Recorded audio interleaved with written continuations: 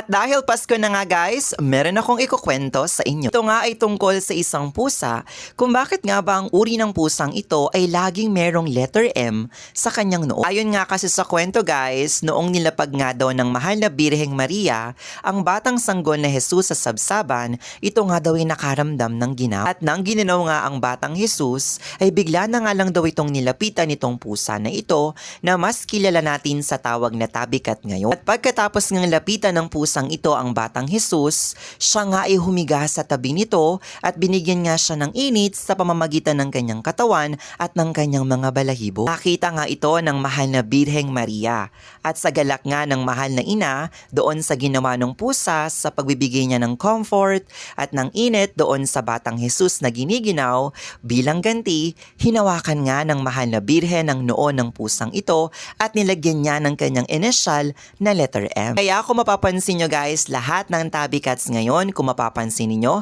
lagi silang may letter M sa kanilang mga noo. Tingnan nyo ninyo sa inyo.